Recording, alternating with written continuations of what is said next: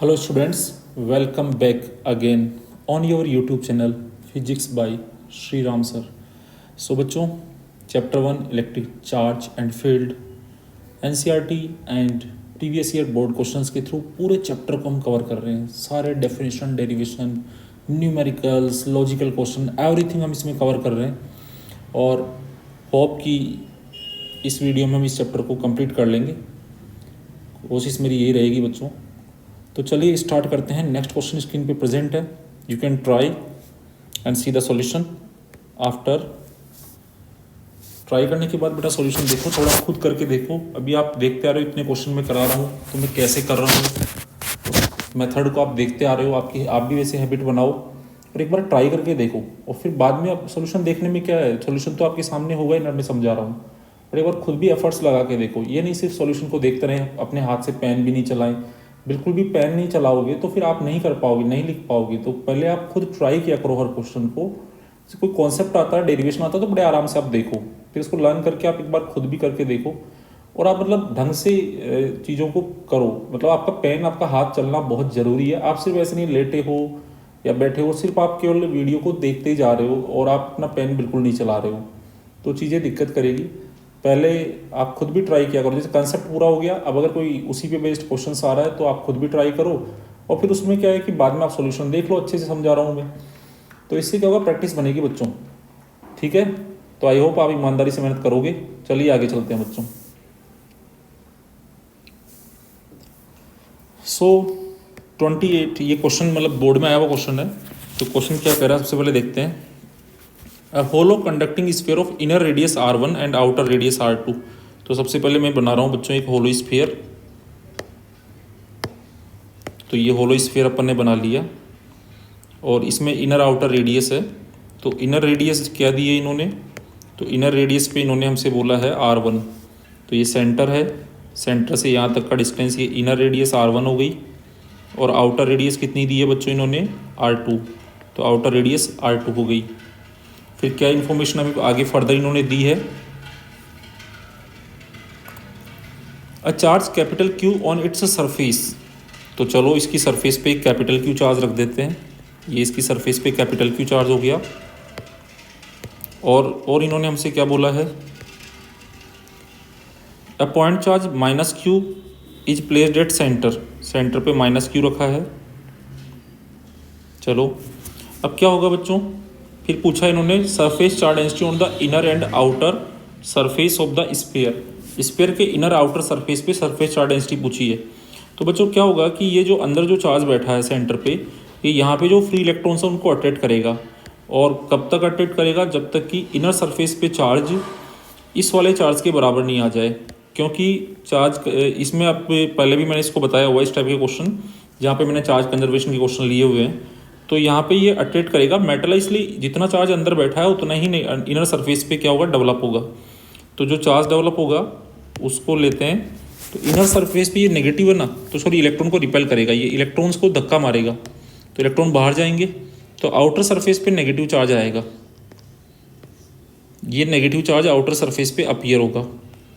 और inner surface पे कौन सा चार्ज अपीयर होगा, पॉजिटिव चार्ज अपीयर होगा इनर सरफेस पे,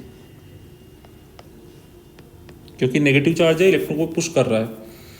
तो आउटर सरफेस पे पॉजिटिव चार्ज भी था जो कि पहले से दिया हुआ है, ये तो पहले से था। और अब इंड्यूस चार्ज भी आ गया यहाँ पे, नेगेटिव वाला। तो यहाँ पे टोटल चार्ज कितना हो जाएगा बच्चों, तो यहाँ पे क्या हुआ कि अंदर कितना इंड्यूस हुआ, अंदर इंड्यूस हो गया प्लस क्यू और बाहर हो गया माइनस क्यू। तो अगर मैं आउटर सरफेस पे टोटल चार्ज देखूँ, अगर मैं आउटर सरफेस पे टोटल चार्ज देखूँ तो क्या आएगा बच्चों, तो ये जो आउटर सरफेस है इस पे टोटल चार्ज हो जाएगा Q, capital Q minus small Q. This is the total charge on outer surface. अब इनर सरफेस पे टोटल चार्ज कितना हो जाएगा, प्लस क्यू। ये इनर सरफेस पे चार्ज हो जाएगा प्लस का स्मॉल क्यू। अब देखो स्टूडेंट्स, सिंपली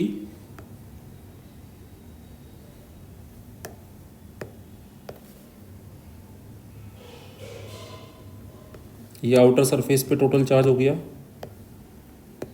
चलो आगे बात करते हैं बच्चों। फिर इसके बाद इन्होंने हमसे क्या बोला है, चलो आंसर देना अपने को, बोर्ड में आया क्वेश्चन है, फिर देखते हैं बोर्ड वालों ने क्या आंसर दिया है। एक पेज ऐड करते हैं students.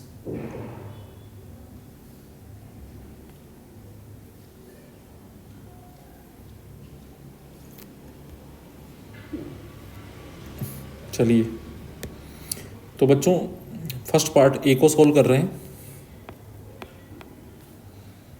What is the surface charge density on the inner and outer. Surface charge density होती है बच्चों चार्ज पर यूनिट एरिया, और यूनिफॉर्म डिस्ट्रीब्यूशन है तो टोटल चार्ज अपॉन एरिया कर देंगे। तो सरफेस चार्ज डेंसिटी हमें लिखनी है इनर सरफेस पे, तो ये हो जाएगा charge on inner surface upon area. तो इनर सरफेस पे चार्ज कितना है प्लस क्यू, और इनर सरफेस का एरिया कितना है 4πr1²। फिर हमें सरफेस चार्ज डेंसिटी लिखनी है आउटर सरफेस पे।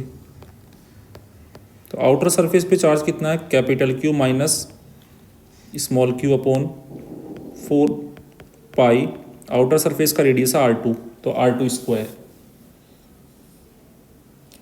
तो बच्चों सरफेस चार्ज डेंसिटी हमने लिख दी है। अब इसके बाद में हमें क्या लिखना है, तो नेक्स्ट जो चीज़ हमें लिखनी है, तो बी पार्ट में उन्होंने बोला using Gauss law of electrostatic obtain the expression for the electric field at a point lying outside the sphere. तो स्फीयर के बाहर इन्होंने हमसे पूछा है, तो एक गॉसियन सरफेस में बनाना पड़ेगा, तो बाहर आउटसाइड गॉसियन सरफेस बनाएंगे हम। तो ये गॉसियन सरफेस हम आउटसाइड बना लेंगे।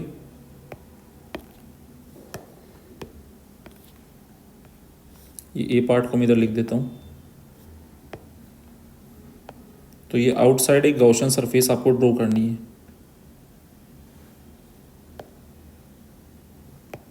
अब आउटसाइड गॉसियन सरफेस पे आप देखेंगे तो बाहर जो टोटल चार्ज है वो है capital Q minus small Q. तो मुझे नहीं पता कि लाइंस जो है कैपिटल क्यू बड़ा है स्मॉल क्यू से, मतलब कैपिटल क्यू जो है और माइनस का स्मॉल क्यू, अगर ये बड़ा होगा इससे तो टोटल पॉजिटिव आएगा, और ये वाला बड़ा होगा इससे तो टोटल नेगेटिव आएगा। तो कौन सा बड़ा है क्लियर नहीं है। तो लेकिन इतना ज़रूर है कि चाहे पॉजिटिव हो या नेगेटिव हो, लाइंस होगी सरफेस पे इस तरह से ही। अगर टोटल चार्ज सरफेस पे पॉजिटिव होगा तो लाइंस बाहर निकलेगी, और नेगेटिव का तो अंदर आएगी, लेकिन होगा इसी तरह से। तो थीटा या तो 180 होगा या 0। तो हमें नहीं पता, तो हम एज्यूम कर लेते हैं कि लेट से कैपिटल क्यू बड़ा है, तो यहाँ पे ई और डी ए सेम डायरेक्शन में आ जाएंगे। तो ई वेक्टर और डी ए वेक्टर दोनों सेम डायरेक्शन में आ जाएंगे। तो यहाँ पे थीटा का वैल्यू कितना हो जाएगा 0 डिग्री। तो हर पॉइंट पे थीटा 0 हो जाएगा। अब गॉस लॉ को यूज़ करना है, तो गॉस लॉ यहाँ से पिक करते हैं सीधा। तो इसको मैं पूरा पिक कर लेता हूँ यहाँ से। फिर देखो आप ज़्यादा चेंजेस नहीं करने पड़ते हैं, चीज़ें बड़ी आसानी से रिपीट होती है बार बार उसी तरीके से।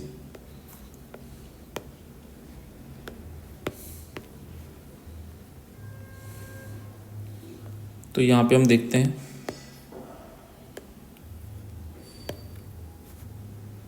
तो देखो बच्चों ये गॉस थ्योरम हम अप्लाई करते हैं। तो गॉस थ्योरम का हमने फॉर्मूला लिख दिया। चलिए आगे चलते हैं। तो बिल्कुल ई डी ए कॉस 0 लगा दिया, सब काम यहाँ पे हो गया। बस टोटल चार्ज अंदर कितना है, तो अगर अंदर आप टोटल चार्ज देखेंगे तो देखो बच्चों क्या होगा अल्टीमेटली, ये माइनस क्यू और ये प्लस क्यू तो 0 हो जाएगा, और तो फिर अंदर तो ये 0 हो गया, सरफेस पे बाहर सिर्फ ये बचा capital Q minus small Q. तो आउटसाइड चार्ज को हम लिख देंगे capital Q minus small Q. तो ये हो गया capital Q minus small Q. तो ये आउटसाइड चार्ज हमने लिख दिया।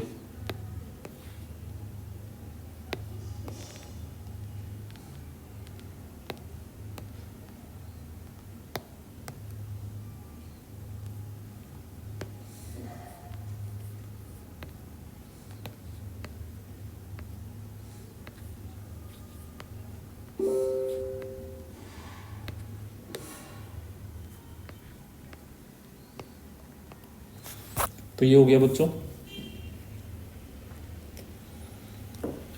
तो तो बड़ा इजीली ये डेरिवेशन हो गया है, कोई दिक्कत इसमें हमें नहीं आई है। तो इस तरह से ये डेरिवेशन हम लोग कर लेंगे। यहाँ पे आर रेडियस का हमने गॉसियन सरफेस ले लिया,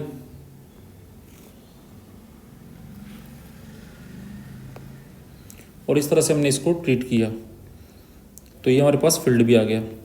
अब ये बोर्ड में आया हुआ क्वेश्चन है, तो चलिए बोर्ड का आंसर क्या है और मार्क्स कैसे डिस्ट्रीब्यूट होते हैं वो भी आप देखिए बच्चों। सरफेस चार्ज डेंसिटी में उन्होंने बोला है इनर आउटर बच्चा लिखता है तो हाफ हाफ देने हैं। तो आप देख रहे हैं, आप अगर ये लिखेंगे तो हाफ मार्क्स मिल जाएंगे और ये वाला लिखेंगे तो हाफ मिल जाएंगे। तो इस तरह से हाफ प्लस हाफ आपको मिलेंगे, यहाँ पे 1 मार्क्स तो यहाँ मिलेगा।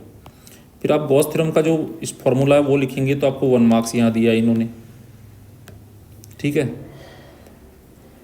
और इन्होंने क्या डिस्टेंस एक्स दी है क्या क्वेश्चन के अंदर? कोई डिस्टेंस एक्स नहीं दी है, तो हमने स्मॉल आर ले लिया है, और वो आउटसाइड है, मतलब यहाँ पे ultimately small r is greater than R2 है, तभी तो पॉइंट बाहर होगा।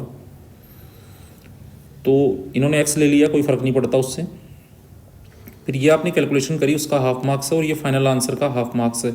तो ऐसे करके बच्चों ये पूरे 3 मार्क्स आपको मिल रहे हैं। तो ऐसा नहीं कि आप कुछ डायरेक्ट कर देते हो तो मार्क्स मिल जाते हैं, प्रॉपरली आंसर देना है। बहुत ईजी है, आपको बहुत ज़्यादा भी नहीं लिखना होता, बहुत कम भी नहीं लिखना होता, ठीक है। तो चलिए बच्चों आगे वाले नेक्स्ट क्वेश्चन पे मूव करते हैं। तो नेक्स्ट क्वेश्चन पे हम लोग मूव करते हैं। तो नेक्स्ट क्वेश्चन, ये भी अच्छा क्वेश्चन है, देखते हैं क्या कह रहा है। ये भी बोर्ड का अच्छा क्वेश्चन है, तो चलिए इस क्वेश्चन को भी देखते हैं। If something get repeated then we will pick from the previous. अगर कुछ रिपीट होगा बच्चों तो हम जो है वो प्रीवियस वाले से ही उसको पिक कर लेंगे।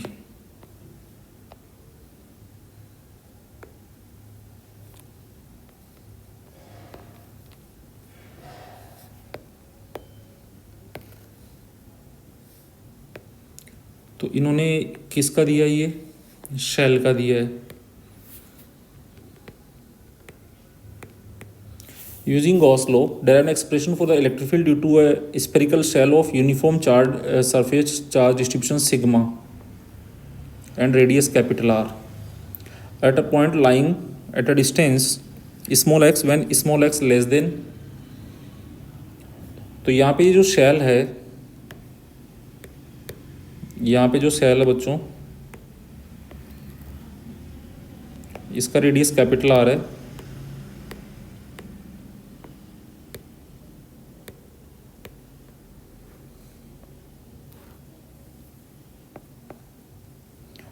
और चार्ज इसके ऊपर Q है। तो वो जो चार्ज इसके ऊपर Q है, उस Q को हम लिख सकते हैं चार्ज अपॉन सिग्मा होता है चार्ज अपॉन एरिया। तो चार्ज डेंसिटी हो जाएगी sigma into E, where sigma into area is 4πr²। ये क्वेश्चन पहले कर चुके हैं इसलिए डायरेक्टली मैं बता रहा हूँ। अभी स्टूडेंट्स ये है इनसाइड पॉइंट्स के लिए। तो इनसाइड पॉइंट्स के अगर हम x जो है वो 0 छोटा होगा r से, तो E इनसाइड होगा, तो E इनसाइड जो है वो तो 0 आएगा बच्चों, और x ग्रेटर देन r का मतलब आउटसाइड होगा।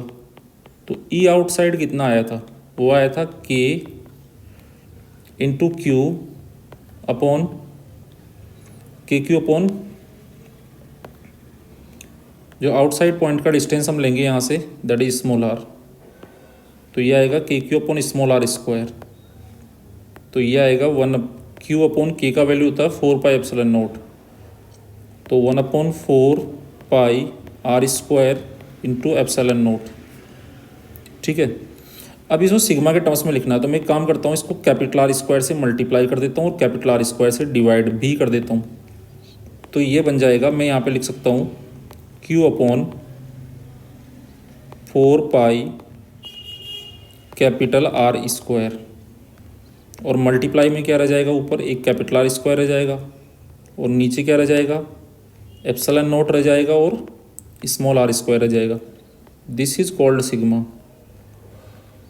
इसको हम सिग्मा बोलते हैं। तो sigma into capital R² upon ε0 small r²। तो ये आउटसाइड के लिए फॉर्मूला आ गया। अगर बच्चों यही पॉइंट सरफेस पे होता तो small r equal to capital R होता, तो ये कट जाता, तो आंसर आ जाता सिग्मा अपॉन ε0। लेकिन अगर ये सरफेस पे नहीं है, बाहर है, तो ये आंसर आएगा। फिर अगला क्वेश्चन देखें।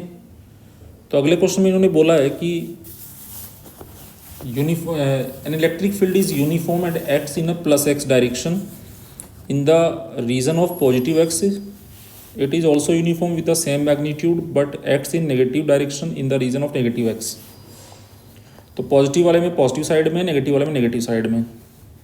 वैल्यू 200 है और राइट सर्कुलर सिलेंडर रखा हुआ है, रेडियस 5 है, लेंथ 20 है। तो ये क्वेश्चन भी, इस टाइप के क्वेश्चन हम कर चुके हैं, फिर भी हम लोग एक बार वापस ले लेते हैं। तो बच्चों एक सिलेंडर बनाना आपको, राइट सर्कुलर सिलेंडर बनाना है।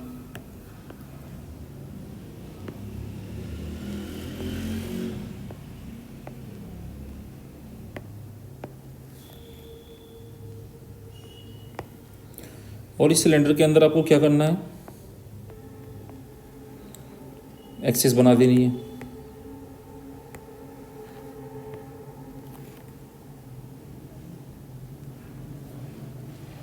ये ओरिजिन हो गया सेंटर।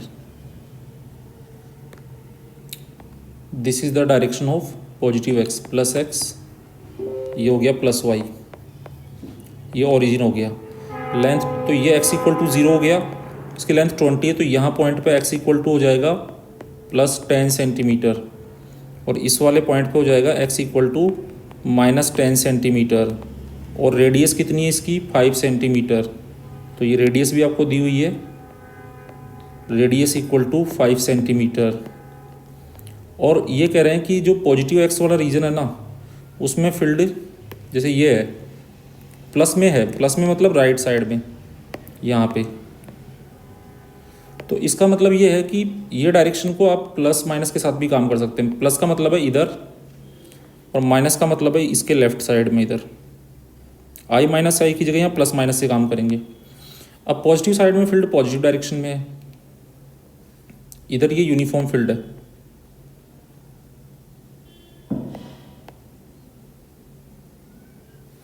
और नेगेटिव के लिए नेगेटिव डायरेक्शन में है।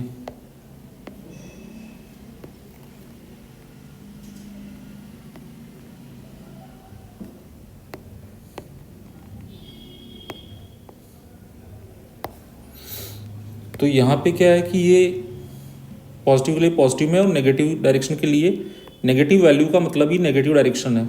x लेस देन 0 के लिए -200 है, मतलब बच्चों अल्टीमेटली ये नेगेटिव का मतलब डायरेक्शन है। यहाँ पे ये जो पॉजिटिव नेगेटिव साइन आपको दिख रहा है, ये डायरेक्शन को बता रहा है। अब स्टूडेंट्स हमें क्या करना है, फ्लक्स निकालना है। तो अगर आप इस वाले की बात करें कर्व सरफेस की, तो चाहे यहाँ पे आप लें छोटा सा एरिया, चाहे यहाँ पे आप लें, पहले जैसे हमने देखा हुआ बार बार, तो यहाँ पे ई और डी के बीच में 90 एंगल बनेगा। और यहाँ पे क्या होगा, एरिया वेक्टर बाहर की तरफ होगा। तो इधर एरिया वेक्टर भी इधर है और इलेक्ट्रिक फील्ड भी इधर है। यहाँ पे भी एरिया वेक्टर बाहर की तरफ होगा और इलेक्ट्रिक फील्ड भी इधर है। तो यहाँ भी थीटा 0 होगा और यहाँ भी थीटा का वैल्यू 0 होगा।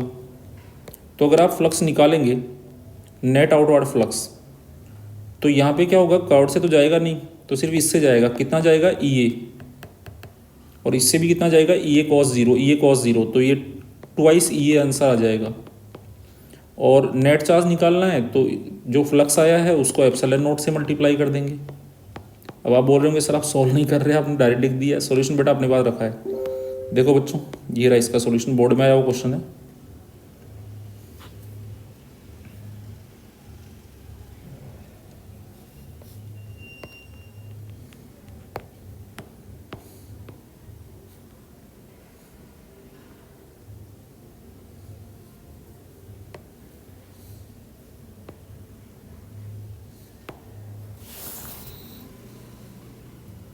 इस टाइप की प्रॉब्लम्स बच्चों हम कर चुके हैं, लेकिन क्यों रखा हमने इसको, ताकि हम देखें बोर्ड की आंसर की कैसी आती है और उसमें आंसर कैसे लिखे होते हैं। देखो इन्होंने बोला है कि सबसे पहले अंदर फील्ड निकालना है। ये जो फील्ड निकालना है इसका इन्होंने 1.5 मार्क्स रखा है इसके अंदर, इनसाइड के लिए। तो इनसाइड के लिए भी आप गॉसियन सरफेस बना के निकालेंगे।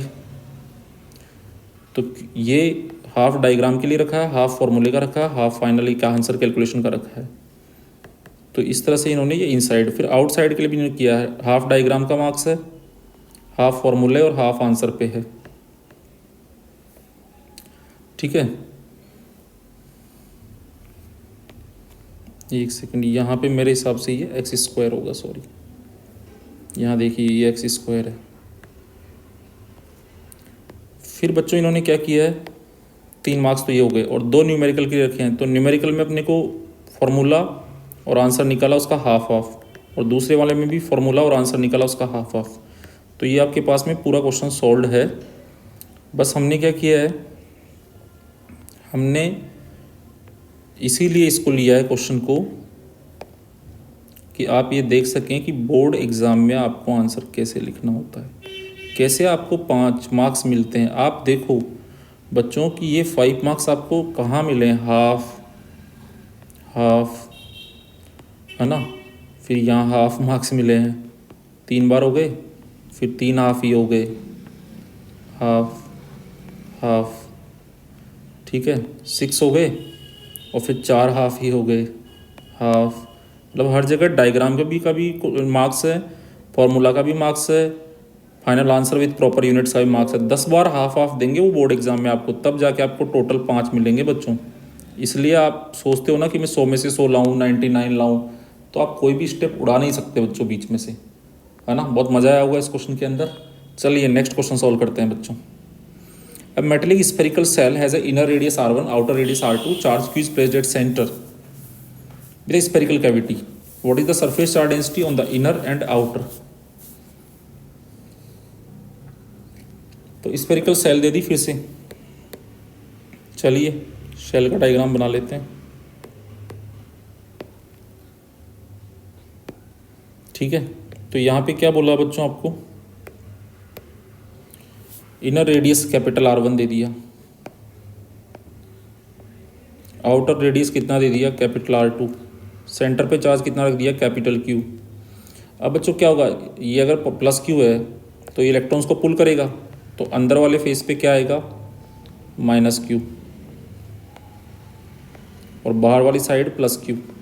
चार्ज कंजर्वेशन से भी आप देख सकते हैं,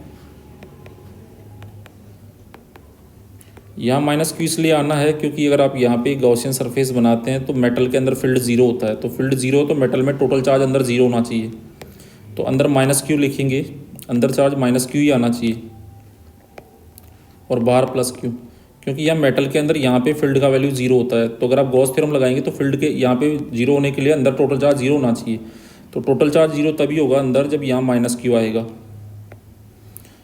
तो minus Q plus Q zero हो जाएगा, और बाहर कितना आएगा, प्लस Q आएगा, क्योंकि इसका सेल का टोटल चार्ज तो शुरू में जीरो था ना, तो बाद में भी जीरो ही रहना चाहिए। तो 2 चीज़ है यहाँ पे, तो इसलिए ये जितना मेटल में जितना अंदर रखा है उतना ही इनर पे आता है, उतना आउटर पे इंड्यूस जाता है। अब सिग्मा लिखना है आपको, तो सिग्मा इनर लिखना है, तो इनर पे चार्ज कितना है, माइनस Q, और इनर का एरिया कितना है, 4πr1 स्क्वायर। सिग्मा आउटर लिखना है, तो आउटर पे चार्ज कितना है, प्लस Q, और आउटर का एरिया क्या होगा, स्फीयर का 4π रेडियस का स्क्वायर, रेडियस है R2, तो R2 square. This is the answer.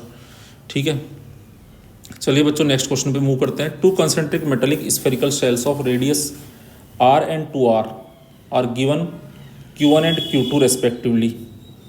ठीक है, कंसेंट्रिक स्फेरिकल शेल्स हैं, एक का रेडियस R है, एक का रेडियस कितना है, 2R है, और Q इनको चार्जेस कितना दिया है, Q1 एंड Q2 रेस्पेक्टिवली। फिर इन्होंने बोला कि surface charge densities on the outer surfaces of the shells are equal, then determined the value of Q1 and determine the ratio of Q1 and Q2। तो हमें surface charge density बच्चों इन्होंने क्या बोली है, सेम बोली है कि सर जो भी चार्ज इनके पास में, हमने तो Q1 Q2 दे दिया, बाद में जब Q1 Q2 हुआ और चार्ज का इसमें इंडक्शन हो सकता है, रीडिस्ट्रीब्यूशन, तो इस केस में जो है वो सरफेस चार्ज डेंसिटी लेकिन सेम है, जो भी चार्ज इनके ऊपर आया होगा, but surface charge density same है, तो Q1 Q2 का रेशियो निकालना है। तो हम यहाँ पे बना रहे हैं 2 शेल, एक का रेडियस R, एक का 2R। तो ये R रेडियस का सेल बना दिया हमने, एक 2R रेडियस का। बात घूम फिर के ये है कि अल्टीमेटली सिग्मा सेम है इस पे और इस पे सिग्मा सेम है, बट चार्ज अलग अलग है। इसके ऊपर Q1 आया है, जो भी होगा Q1 इसके ऊपर Q2 होगा। हमें Q1 Q2 सिग्मा सेम दे दिया, तो Q1 Q2 का रेशियो पूछा है। तो चार्ज Q इक्वल टू होता है सिग्मा इंटू एरिया, तो Q1 इक्वल टू हो जाएगा सिग्मा इंटू A1 हो जाएगा 4πr²। Q2 क्या हो जाएगा, डायरेक्टली रेशियो लिख दें बच्चों, चलो Q2 ले लेते हैं। Q2 हो जाएगा, सिग्मा तो सेम है बट एरिया है 4π2r²। नाउ आप डिवाइड कर लें Q1 और Q2 को, तो सब कट जाएगा बच्चों, यहाँ आ जाएगा 1:4 या 1/4।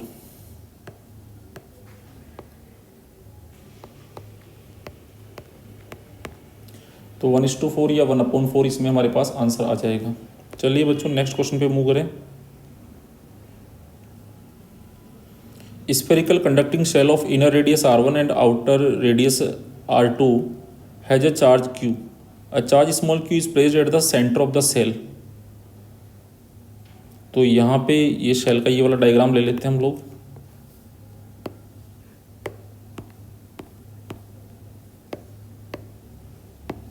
तो इसमें इन्होंने हमसे क्या बोला है, इसमें हमसे बोला इन्होंने inner radius small r1 and outer radius small r2. So this is r1 and this is r2 has a charge capital Q। तो बाहर सरफेस पे कैपिटल Q है और सेंटर पे स्मॉल q है, तो इंड्यूस भी होगा, तो अंदर कितना इंड्यूस होगा -q और बाहर कितना इंड्यूस होगा +q। तो ये इंड्यूस चार्जेस हमने बना दी, प्रैक्टिस में आ गया है इसलिए थोड़ा सा फास्ट किया बच्चों। What is the surface charge density of the inner, तो सिग्मा इनर पूछा आपसे पहले, तो ए पार्ट में अगर आप देखें तो सिग्मा इनर क्या होगा, इनर सरफेस पे कितना चार्ज है -q और इनर का रेडियस कितना है, इनर का रेडियस है r1, तो 4πr²। ठीक है, सिग्मा आउटर लिखना है, तो आउटर पे चार्ज है capital Q plus small q और रेडियस कितना है r2, तो 4πr²।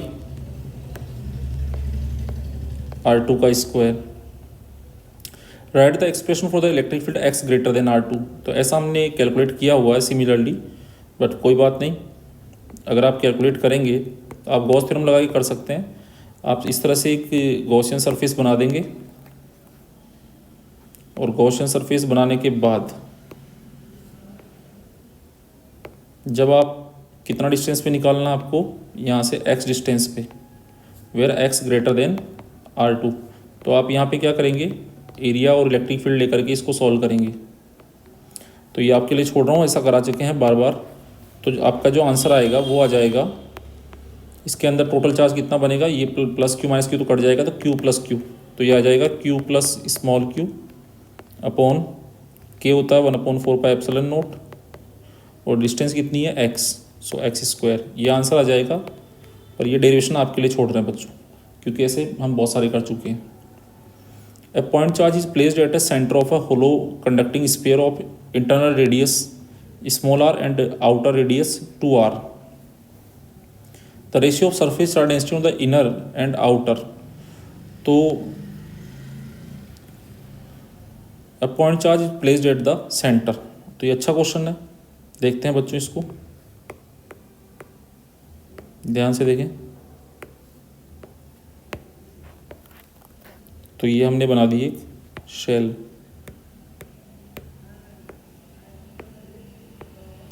और इनर रेडियस कितना है स्मॉल r एंड आउटर कितना है ट्वाइस स्मॉल r।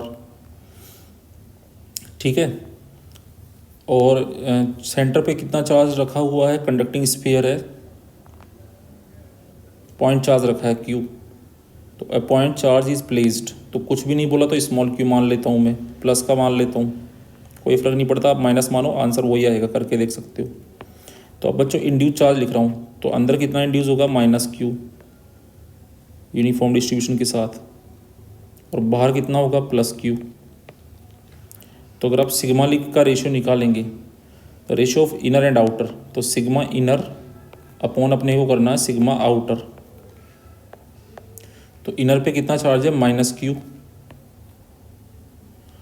तो सिग्मा होता है चार्ज डिवाइड बाई एरिया, तो माइनस क्यू अपॉन 4 पाई, इनर रेडियस है आर, तो आर स्क्वायर। नाउ आउटर पे कितना इंड्यूस हो गया, प्लस क्यू, और आउटर का रेडियस है 2r, तो 4 पाई इंटू 2r का स्क्वायर, वो होता है 4r स्क्वायर। तो यहाँ पे डेफिनेटली क्या आ जाएगा, सब कट जाएंगे, सब मर जाएंगे, तो ये हो जाएगा बच्चों माइनस क्यू अपॉन 4 पाई r स्क्वायर, और ये हो गया प्लस क्यू अपॉन 2r का स्क्वायर होता है 4r स्क्वायर, तो 4 टाइम्स 4 पाई r स्क्वायर। कौन कौन कट रहा है यहाँ पे, ये q कट रहा है, 4 पाई r स्क्वायर कट रहा है, q से q कट रहा है, 4 पाई r स्क्वायर से 4 पाई r स्क्वायर कट रहा है, तो ये 4 ऊपर जाएगा तो -4 आ गया ये, तो हमारे पास ये बेसिकली आ गया -4/1, तो -4/1, और you can say -4:1। This is the answer of this question. तो ये भी हमने कर लिया है। चलिए आगे चलते हैं, कुछ और क्वेश्चन पे मूव करते हैं।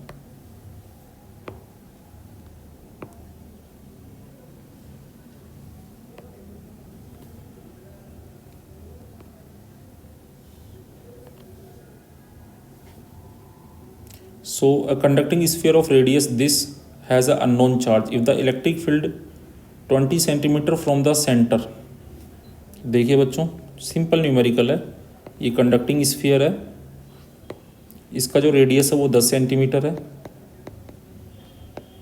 और हमें कहाँ पे बोला है, फील्ड दिया है 20 सेंटीमीटर, मतलब 20 सेंटीमीटर दूर दिया है, तो ये है 20 सेंटीमीटर। इसकी रेडियस को हम कैपिटल आर रिप्रेजेंट कर देते हैं, और बच्चों 20 सेंटीमीटर डिस्टेंस पे 20 सेंटीमीटर को स्मॉल आर बोल देते हैं।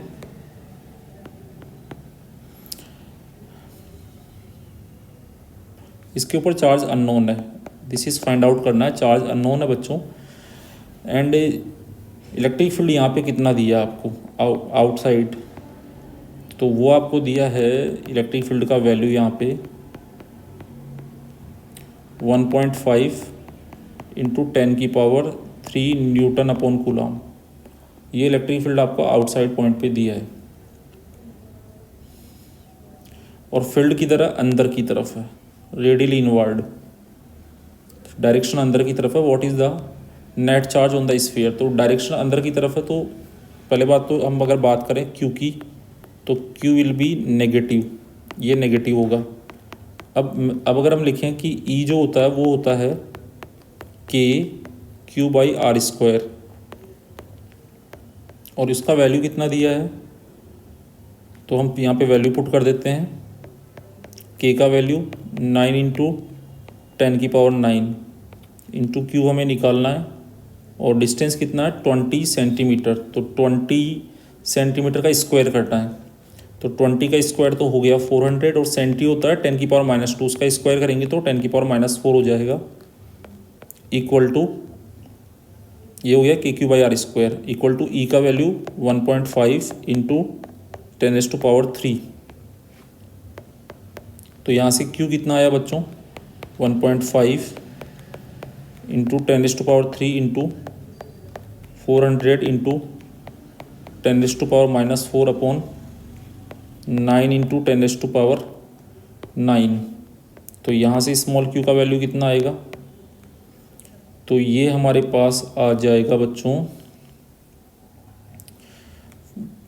1.5 इंटू 4 करेंगे तो ये 6/9 हो गया, ये तो इंटू 10⁻³ ये रहा, 2 0 ये ले लिए हमने, तो +2 -4 और ये ऊपर जाएगा तो -9, तो 6/9 हो गया, 2/3 इंटू पावर्स हो गई 10⁻⁻8। अगर मैं 10 से इसको मल्टीप्लाई और डिवाइड कर दूं तो 10 से मल्टीप्लाई करूंगा तो ये 20 हो जाएगा, और जो जिससे डिवाइड करूंगा उसको ऊपर ले जाऊं तो -1 पावर और कर दूंगा, तो 20/3 I think this will be 6.666, तो 6.67 into 10⁻⁻9 coulomb, and this can be called 6.67 nano coulomb. तो ये हमारे पास में आ गया बच्चों, सिंपल फॉर्मूला बेस्ड क्वेश्चन है, बट कैसा होगा नेचर में, नेगेटिव। तो चार्ज जो आएगा अल्टीमेटली वो आएगा -6.67 नैनो कूलाम। ये क्वेश्चन हो गया। नाउ स्टूडेंट्स चलते हैं नेक्स्ट क्वेश्चन पे। ओके, तो नेक्स्ट क्वेश्चन है state Gauss law. Gauss law को पहले स्टेटमेंट देना आपको, तो वो हम कर चुके हैं, again and again many times कर चुके हैं। Using this law obtain the expression for the electric field due to an infinitely long straight conductor of linear charge density lambda. तो इनफाइनाइटली लॉन्ग कंडक्टर की वजह से निकालना है अपने को इलेक्ट्रिक फील्ड। तो स्टूडेंट्स इसको सॉल्व करते हैं।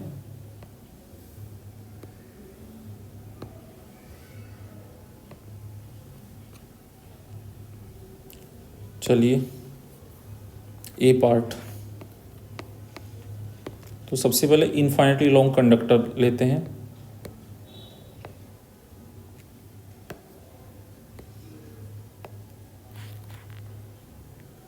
इधर भी ये इनफाइनाइट तक जा रहा है, प्लस इनफाइनाइट, और इधर हम लिख देते हैं माइनस इनफाइनाइट। इनफाइनाइट का मतलब क्या होता है, इनफाइनाइटली लॉन्ग का मतलब इनफाइनाइटली, और इसका इनफाइनाइटली लॉन्ग लेने से क्या मतलब फ़ायदा हो रहा है इनको। तो इनफाइनाइटली लॉन्ग लेने का बेनिफिट हम देखते हैं। तो मैं थोड़ा इधर आपको एक्सप्लेन करता हूँ कि ये जो इनफाइनाइटली लॉन्ग हमने लिया है उससे क्या होता है कि जैसे मान लो इससे परपेंडिकुलर डिस्टेंस आर लेता हूँ मैं। अगर मान लो मेरा ये जो वायर है वो इतनी लेंथ का है और मैं ये 3 परपेंडिकुलर डिस्टेंस बनाता हूँ,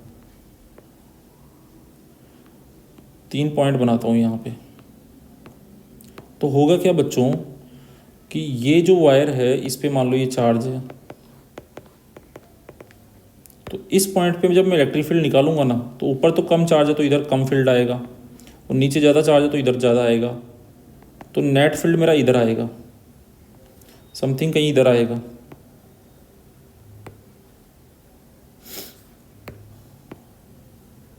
तो अल्टीमेटली वो इधर आने का मतलब है कि वायर की लेंथ के परपेंडिकुलर नहीं आएगा, इधर आएगा। अच्छा, ये बिल्कुल मिड में आ गया, तो इसके कारण ऊपर वाले चार्ज के कारण इधर होगा, जो अपर रीजन इसके कारण ये होगा इधर, और लोअर के कारण इधर होगा। तो पैरेललोग्राम लॉ से अगर इन दोनों को ऐड भी करोगे आप, तो आपका जो नेट फील्ड है वो वायर की लेंथ के परपेंडिकुलर आ जाएगा।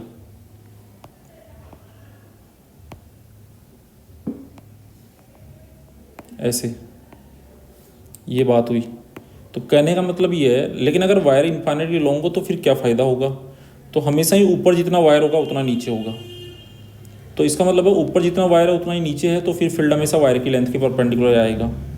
तो इनफाइनाइटली लॉन्ग लेने का बेनिफिट क्या है कि अल्टीमेटली बेनिफिट ये है जो हमने बोला है, ये प्लस इनफाइनाइट माइनस इनफाइनाइट। तो हमने जो लिखा है इसमें इनफाइनाइटली लॉन्ग,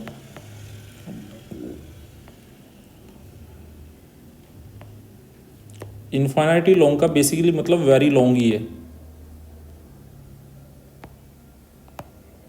वेरी लॉन्ग से मतलब ये स्मॉल आर अगर पॉइंट की परपेंडिकुलर डिस्टेंस है वायर से। We are doing this extra things to build the concept को और स्ट्रॉन्ग बनाने के लिए बच्चों हम ये एक्स्ट्रा चीज़ कर रहे हैं यहाँ पे। तो आपको इससे कंफ्यूज नहीं होना है।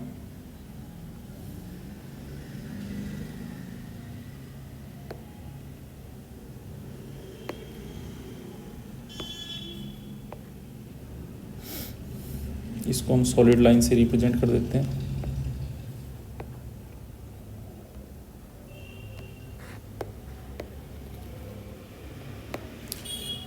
तो इनफाइनाइट लॉन्ग का मतलब बेसिकली वेरी लॉन्ग है। अब वेरी लॉन्ग से फ़ायदा क्या होता है, तो फ़ायदा ये होता है कि यहाँ पे जो भी फील्ड आएगा अगर ये पॉजिटिवली चार्ज होगा, जैसे यहाँ पे प्लस क्यू होगा तो फील्ड अवे आएगा परपेंडिकुलरली आउटसाइड, और अगर इस पे चार्ज नेगेटिव होगा तो भी, जैसे इस पॉइंट पे भी आप निकालेंगे ना, कोई सा भी पॉइंट पे निकाल लें, हमेशा परपेंडिकुलर आएगा, चाहे वो इनसाइड आएगा ये कब आएगा? अगर ये चार्ज नेगेटिव हुआ, वायर के ऊपर चार्ज नेगेटिव हुआ तो परपेंडिकुलरली इनसाइड आएगा, पर आएगा हमेशा वायर की लेंथ के परपेंडिकुलरली। तो इन्फाइनली लॉन्ग या वेरी लॉन्ग लेने का फ़ायदा क्या है? इसका फ़ायदा ये है, field will be always perpendicular to length of wire. ये बेनिफिट होता है इससे। तो फील्ड हमेशा वायर की लेंथ के परपेंडिकुलर होगा। This is a extra point जो हमें ध्यान रखना है। इन्फाइनटली लॉन्ग क्यों लिया है, इसका बेनिफिट क्या है।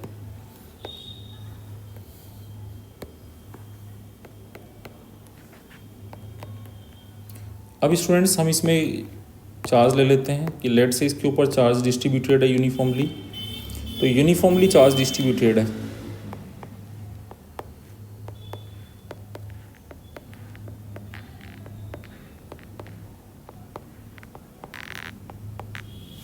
तो यहाँ पे एक टर्म होता है लीनियर चार्ज डेंसिटी। क्या टर्म होता है? Linear charge density. जैसे मान लो इसके ऊपर, इसकी हम यहाँ से यहाँ तक लेंथ एल ले लेते हैं, यहाँ से लेकर के और यहाँ तक जो इसकी लेंथ है वो एल है।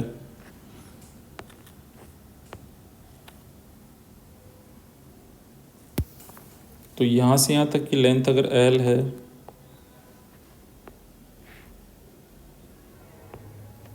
तो इसके ऊपर चार्ज क्यू है। तो यहाँ एक टर्म डिफाइन कर रहे हैं हम बच्चों, linear charge density. Linear charge density ये क्या होता है? तो यूनिफॉर्म ये होता है charge per unit length, means charge upon length.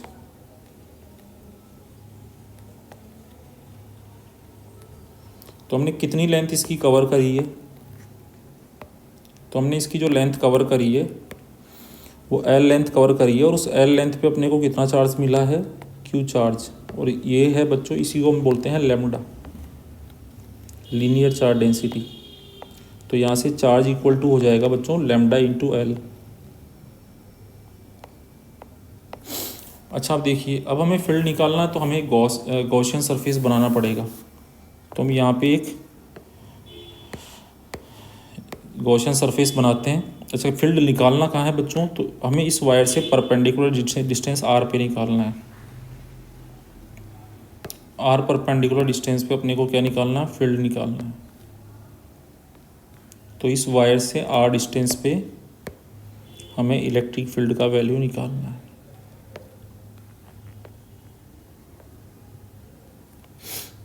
तो अब हमें क्या करना है? जिस पॉइंट पे हमें फील्ड निकालना है वो पॉइंट बेटा गॉसियन सरफेस पे आना चाहिए। तो हमें क्या करना है? गॉसियन सरफेस बनानी है।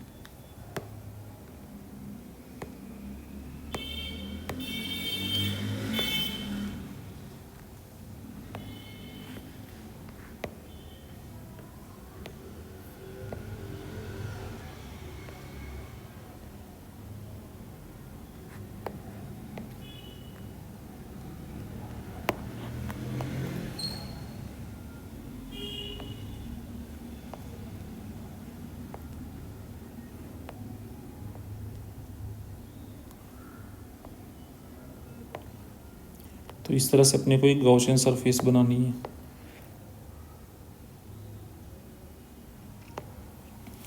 अब यहाँ पे क्या होगा? हमें एरिया वेक्टर और इलेक्ट्रिक फील्ड के बीच में एंगल्स देखने हैं। तो यहाँ पे हमने बोला था जैसे आपको कि यहाँ पे हर जगह पे इलेक्ट्रिक फील्ड सरफेस के perpendicular he, length of the wire के परपेंडिकुलर ही होगा। कहीं पे भी आप देख लो।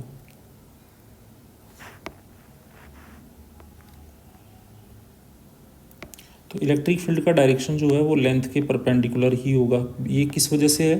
ये बेनिफिट अपने को इसके जो इनफाइनाइट लॉन्ग होने का मिल रहा है।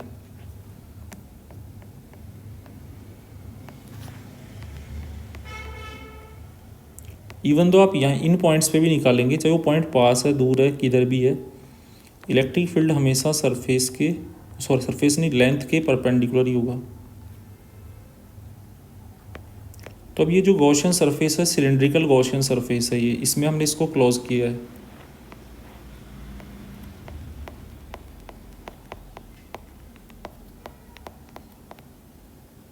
अब देखो क्या होगा बच्चों, यहाँ पे एरिया वेक्टर की डायरेक्शन लेते हैं। तो ये ऊपर वाला सरफेस प्लेन सरफेस है, तो प्लेन सरफेस के लिए एक एरिया वेक्टर ही बहुत होता है। तो इसका एरिया वेक्टर इधर आ जाएगा परपेंडिकुलरली आउटसाइड। और ये जो थीटा का फॉर्मेशन होगा यहाँ पे ई और ए के बीच में, जो अपर फ्लैट सरफेस है उसके लिए थीटा 90 हो जाएगा। ऐसे इसका एरिया वेक्टर भी बच्चों परपेंडिकुलरली आउटसाइड नीचे आ जाएगा। तो यहाँ जो थीटा बनेगा ई और ए के बीच में, वो बच्चों 90 बन जाएगा यहाँ भी। और यहाँ पे जो एरिया वेक्टर्स आएंगे, इवन दो वो बहुत सारे अलग अलग आएंगे, लेकिन वो सब के सब किधर होंगे, वो भी परपेंडिकुलर टू कर्व सरफेस होंगे। तो वो सारे हर पॉइंट पे ई और डी ए यहाँ पे कर्व सरफेस के केस में सेम डायरेक्शन में आ जाएंगे। तो यहाँ पे थीटा का वैल्यू 0 हो जाएगा। अब बच्चों आगे काम बड़ा आसान है। डायग्राम अच्छे से जब आप बना देते हैं तो चीज़ें आपके लिए आगे आसान हो जाती है। तो गॉस थ्योरम का हम यूज़ करेंगे। तो गॉस थ्योरम का हम यूज़ करने वाले हैं बच्चों। तो गॉस थ्योरम हम लोग लिख रहे हैं यहाँ पे। तो ये हमने गॉस थ्योरम लिखा यहाँ पे।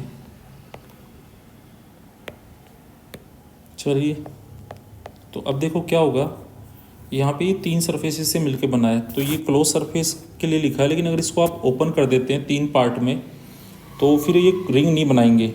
तो जैसे इसको हमने ओपन कर दिया, एक हमने लिखा अपर फ्लैट सरफेस, और अपर फ्लैट सरफेस पे थीटा आपका 90 डिग्री है। तो आप इसको ओपन करके लिख देंगे E D A cos 90। Similarly हम लोग इसको लोअर फ्लैट सरफेस के लिए भी लिख देंगे। और सिमिलरली हम लोग ये कर्व्ड सरफेस के लिए लिख देंगे। हम नीचे ले लेते हैं इसको नेक्स्ट पेज पे। तो 3 पार्ट में हमने बच्चों इसको ब्रेक कर दिया। ये जो कंप्लीट इंटीग्रल था इसको 3 पार्ट में ब्रेक कर दिया, फर्स्ट, सेकंड, थर्ड। अपर फ्लैट ये वाला हो जाएगा लोअर फ्लैट सरफेस, और तीसरा वाला हो जाएगा बच्चों कर्व्ड सरफेस। अब कर्व्ड के लिए तो थीटा हर जगह पे क्या आ रहा था आपका, 0 डिग्री आ रहा था ना। तो यहाँ पे थीटा कॉस 0 हो जाएगा, equal to net inside charge. तो अंदर चार्ज कितना आ रहा है, जो यहाँ से यहाँ तक है, यही तो गॉसियन सरफेस के अंदर का चार्ज है जो एल लेंथ पे है, और वो कितना है क्यू। तो that is Q upon epsilon naught. और क्यू को आप क्या लिख सकते हैं, लैम्डा इंटू एल लिख सकते हैं। तो lambda L epsilon not. Now students, cos 90 0 होता है, तो ये आपका 0 हो जाएगा, ये भी 0 हो जाएगा। और यहाँ पे ई सारे कर्व सरफेस के पॉइंट वायर के एक्सिस से सेम डिस्टेंस पे हैं, तो ये हो जाएगा इंटीग्रल डी ए, लेकिन कौन से सरफेस का, ओनली कर्व्ड सरफेस का, equal to lambda L upon epsilon naught. और इसका नेक्स्ट स्टेप क्या हो जाएगा बच्चों, तो इंटीग्रल डी ए क्या हो जाएगा, एरिया ऑफ कर्व्ड सरफेस। और कर्व्ड सरफेस जो है सिलेंडर में, उसका एरिया होता है 2πRL। 2πRH आपने 10th क्लास में पढ़े होंगे। यहाँ पे लेंथ अपने हाइट L लिए, तो 2πRL equal to lambda L upon epsilon not.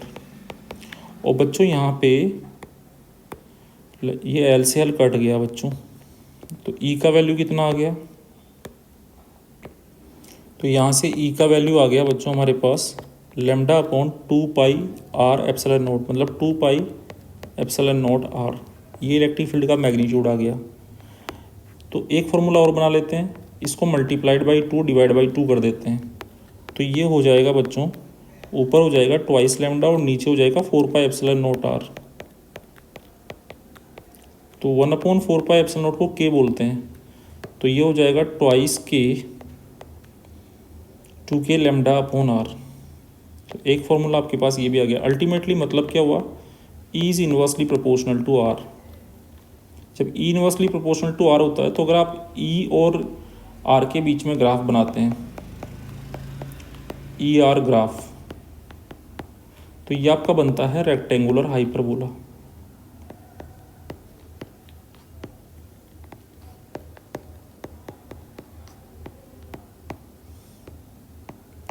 लेकिन अगर बच्चों आप ग्राफ बनाते हैं E और 1/R के बीच में, उस केस में आपका ग्राफ बनेगा straight line passing through origin.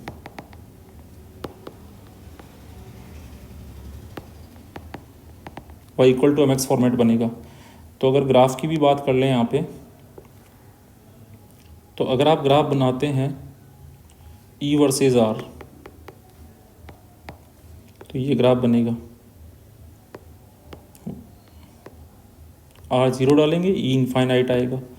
जब R 0 की तरफ जा रहा होगा तो डियर स्टूडेंट्स E किधर जा रहा होगा, इनफाइनाइट की तरफ। पुट करके देख सकते हैं।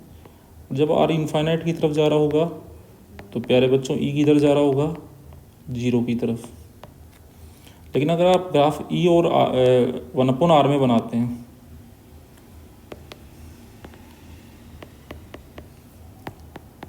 तो ये फिर straight line passing through origin बनेगा।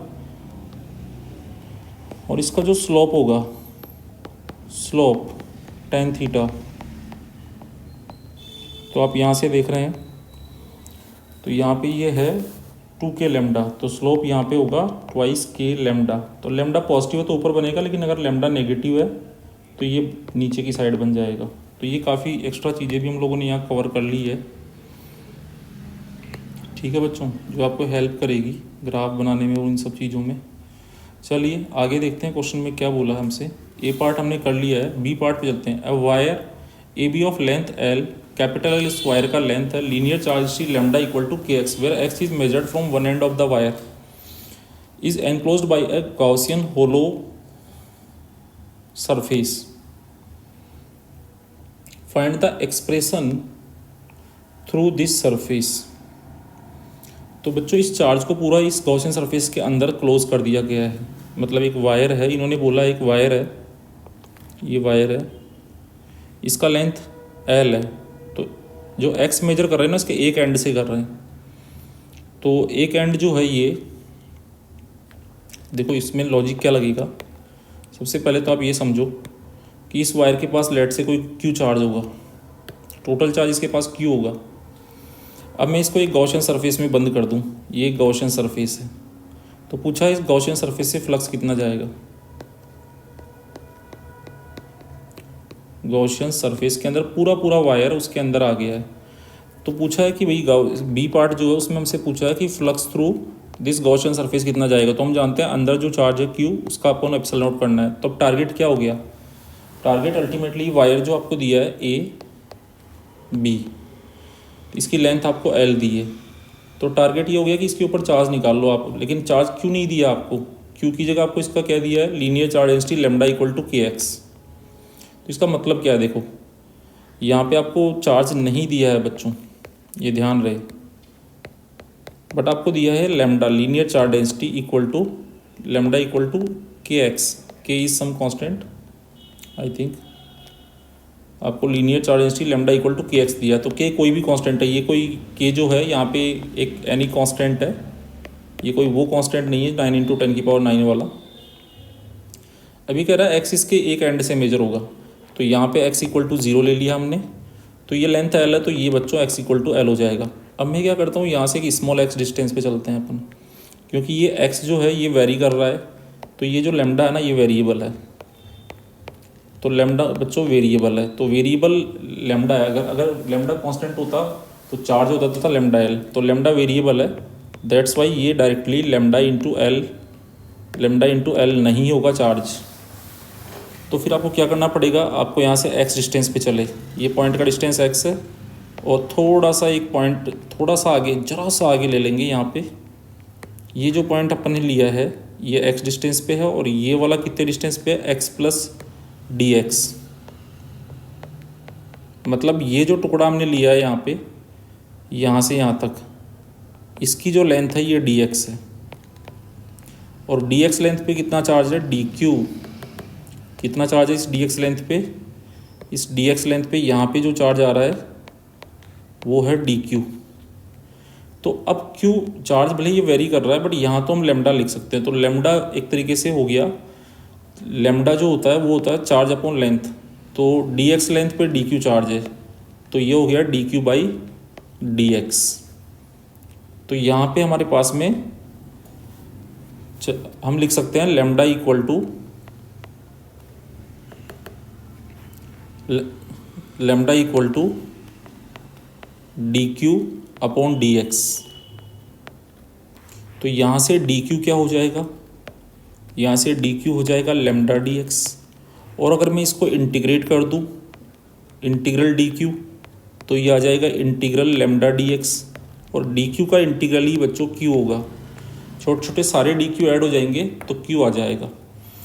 अब ये लेकिन सॉल्व तब होगा जब लेमडा का वैल्यू एक्स के टर्म्स में पता हो और वो दिया हुआ है, लेमडा इक्वल टू के एक्स गिवन है आपको।